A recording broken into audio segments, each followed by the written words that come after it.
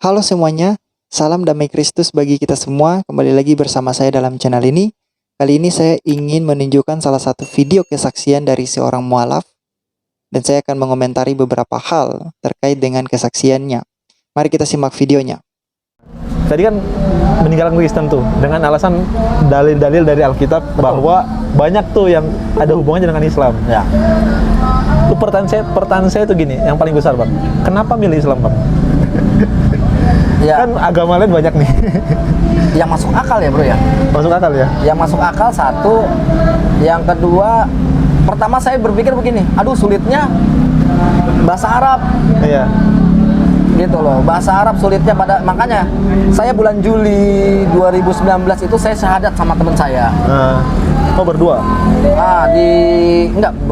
Berdua. Terus ada saksi ditambahin itu di KUA.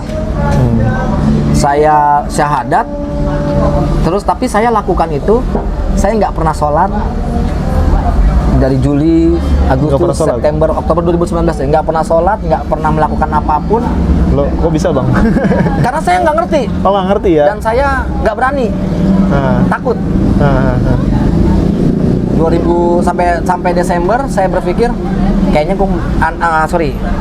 ini menyangkut keluarga saya dulu ya, bahwa ya adalah omongan kalau lu mau kembali sama anak lu pindah lagi lah. Saya berpikir apa gue pindah lagi ya? Desember nih 2019. Tapi pada saat Januari pikiran saya tuh sendiri berubah. Ini gila ya, bulan Mei itu udah lebaran 2020 ya. Bulan Mei itu udah lebaran, gua belum bisa sholat, Belum bisa ngapa-ngapain? Gua belum bisa ngapa-ngapain. Saya kebut. Saya kebut itu. Akhirnya bulan Februari saya udah bisa sholat. Masya Allah. Ya kan, bulan Maret saya bikin video menyatakan kepada keluarga, YouTube pertama kali YouTube itu saya bikin videonya itu bahwa alasan kenapa saya pindah agama. Jadi saya maksudnya tuh memberitahukan ke keluarga saya. Jadi nggak ada niatan untuk bikin YouTube atau jadi YouTuber, saya nggak ada niatan. Oke. Nah di situ berarti mohon maaf Bang, saya potong Bang. Berarti ketika Abang ikrar syahadat nih, itu belum ada, maksudnya Abang tuh belum ngerasain Islam itu bagaimana ya? Kayak dan itu gimana sih, kok bisa begitu sih di fase itu? Kok bisa bimbang?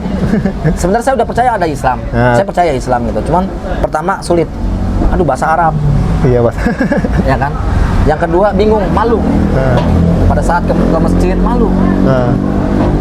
Gitu kan?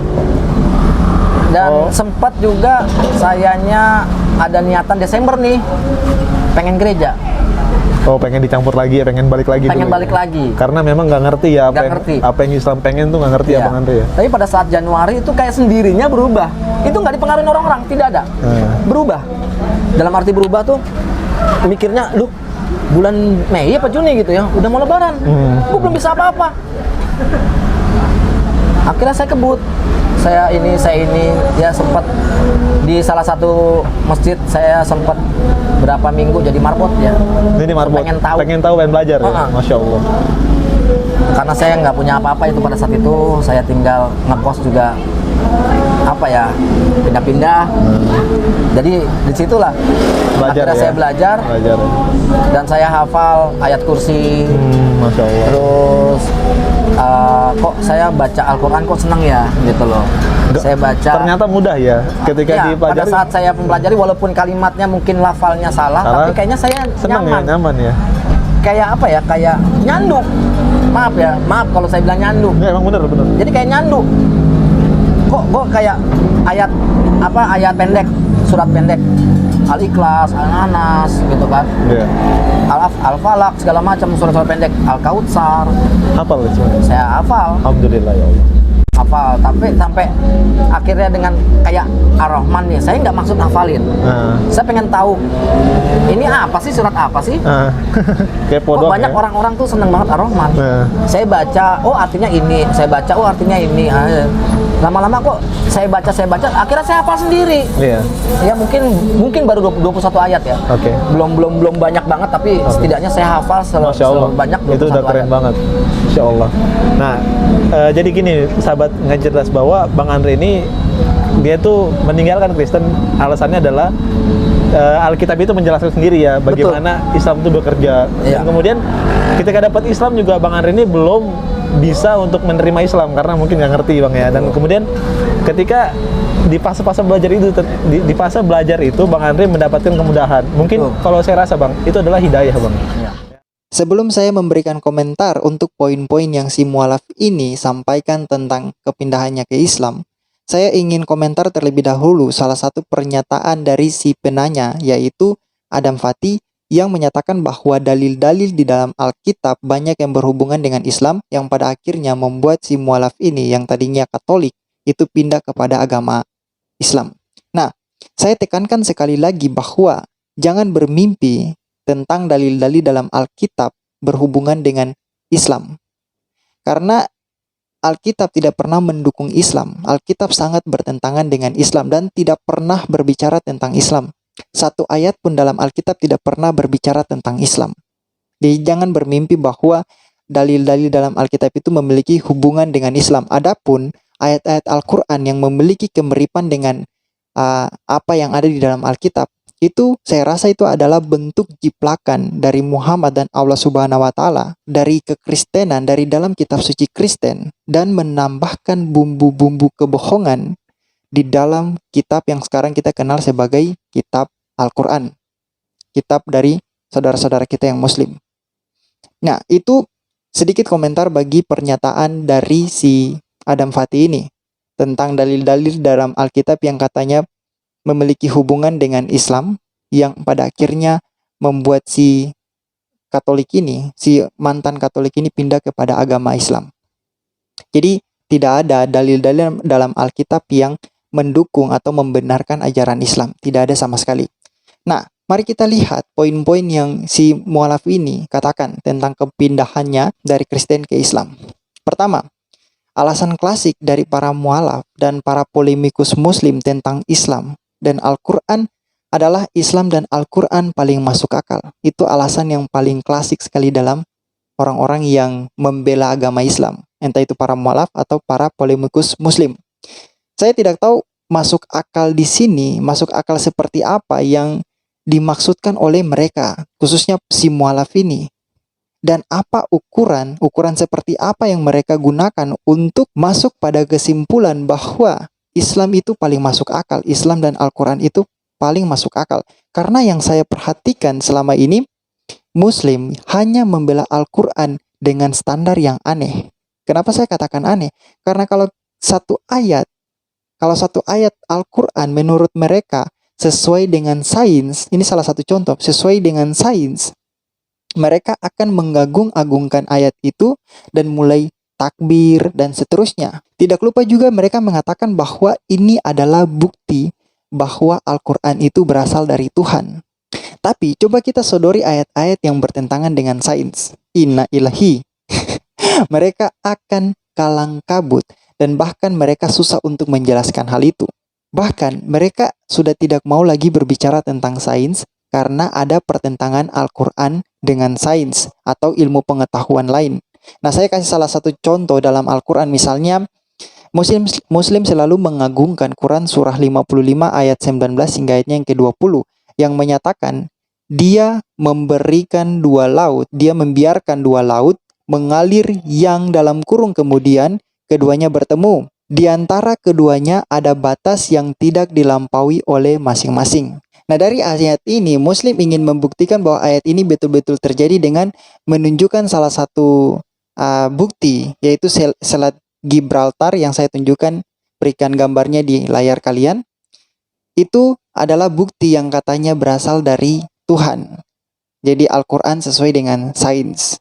Nah, tapi kalau misalnya kita tunjukkan misalnya surah Al-Kahf 18, surat 18 ayat 86 tentang matahari terbenam di lumpur hitam, mereka akan menolak itu bertentangan dengan sains. Mereka akan menolak dan mencari alasan lain untuk menjelaskan apakah benar matahari terbenam dalam lumpur hitam seperti yang dikatakan dalam Al-Quran, apakah itu sains atau apa. Belum lagi dengan sejarah yang kacau balau di dalam Al-Quran, lalu apanya yang masuk akal? Belum lagi banyak lagi informasi yang error di dalam Al-Quran. Jadi menurut saya apanya yang masuk akal di dalam Al-Quran atau masuk akal di dalam Islam? Apanya? Islam malah membuat akal sehat itu menjadi terbelakang. Bisa jadi ditinggalkan. Orang dari kafir mau mencoba masuk Islam, jangan pakai logika. Nah, yang kedua, memilih Islam karena bahasa Arabnya susah. Maksudnya adalah Al-Quran. Sebenarnya ini alasan yang menurut saya sangat aneh. Bahasa Rusia itu susah. Bahasa Inggris, sebagian orang bahkan tidak tahu. Bahasa Cina juga susah, bahasa Korea juga susah, dan seterusnya. Kalau pindah agama hanya karena bahasanya susah, kenapa si mualaf ini tidak jadi penganut Yahudi saja? Karena menurut saya bahasa Ibrani juga lumayan susah itu. Kok masuk Islam hanya karena bahasanya susah? Kan aneh. Oke, yang selanjutnya. Kenyamanan. Jadi dia mengatakan bahwa dia nyaman membaca ayat dalam Al-Quran. Begini, kalau kita berbicara soal nyaman, itu hal yang sangat relatif. Hal yang sangat relatif. Orang-orang bisa rasa nyaman membaca apapun dalam skala kenyamanan yang bervariasi. Jadi bukanlah ukuran mutlak untuk menjadikan kenyamanan sebagai tolak ukur Anda pindah agama. Kenyamanan itu bukan menjadi hal yang mutlak untuk Anda pindah di agama tertentu. Dan ini juga khususnya untuk saudara-saudara yang baru masuk Kristen yang menyatakan bahwa, oh, saya pindah agama ke Kristen karena nyaman. Jangan, kalian tidak boleh pindah agama ke Kristen karena nyaman. Tapi ada satu hal yang menjadi ukuran mutlak bagi agama itu salah atau tidak. Yaitu apa? Yaitu ukuran kebenaran. Jadi kalau Anda pindah agama, jangan pindah karena Anda nyaman. Tapi pindah karena Anda tahu bahwa di dalam agama itu ada kebenaran. Itu yang menjadi ukuran mutlak seseorang pindah ke agama tertentu. Karena kita tahu bahwa iblis juga bisa memberikan kenyamanan. Iblis tidak bisa memberikan kebenaran kepada saudara-saudara. Karena iblis adalah bapa segala dusta. Yang ada di dalam diri dia itu adalah dusta. Dan dia bisa buat kalian nyaman dalam hal tertentu. Tapi hal yang membuat kalian nyaman itu belum tentu adalah hal yang benar. Itu belum tentu adalah hal yang benar. Saya beri salah satu contoh misalnya, yang dikatakan oleh si mualaf bahwa dia nyaman membaca Al-Quran. Misalnya, saudara nyaman membaca Al-Quran yang menyangkal tentang penyaliban Isa Al-Masih jika Muslim meyakini bahwa itu adalah Yesus Kristus di dalam Alkitab. Nah, saudara nyaman membaca ayat-ayat yang berhubungan dengan penyangkalan penyaliban Yesus Kristus. Tapi pertanyaannya adalah, apakah saudara bisa membuktikan kebenarannya lewat fakta sejarah bahwa Isa Al-Masih itu, jika dia adalah Yesus Kristus, tidak pernah disalibkan sama sekali? Apakah saudara bisa membuktikannya? Karena penyaliban Yesus Kristus itu bukan hanya berkaitan dengan fakta sejarah, tetapi berkaitan dengan inti dari pesan yang akan dibawa oleh Yesus Kristus, yaitu tentang karyanya di kayu salib, penebusannya di kayu salib. Karena penyangkalan dari Al-Quran tentang Isa Al-Masih yang katanya Yesus Kristus tidak pernah disalibkan, itu adalah penyangkalan yang tidak berdasar. Kalian rasa nyaman untuk membaca kisah-kisah yang menolak, yang menyangkal kebenaran. Jadi hanya kenyamanan yang ada di dalam diri kalian, tapi tidak ada kebenaran dalam diri kalian. Itulah yang saya maksudkan. Saudara bisa nyaman dengan sesuatu, tetapi belum tentu sesuatu itu yang membuat saudara nyaman adalah sebuah kebenaran. Seperti yang saya tunjukkan, Anda nyaman untuk membaca Al-Quran secara ulang tentang penyangkalan Yesus Kristus, penyangkalan Isa Al-Masih, penyaliban Isa Al-Masih. Anda bisa membaca itu secara ulang dan mengatakan bahwa saya nyaman membaca Al-Quran, tetapi yang saudara baca itu adalah bentuk dari kebohongan, bukan kebenaran. Jadi saudara hanya mementingkan kenyamanan, tetapi tidak mementingkan kebenarannya. Dan masih banyak lagi hal-hal dalam Al-Quran yang menentang kebenaran dan menjunjung tinggi kebohongan.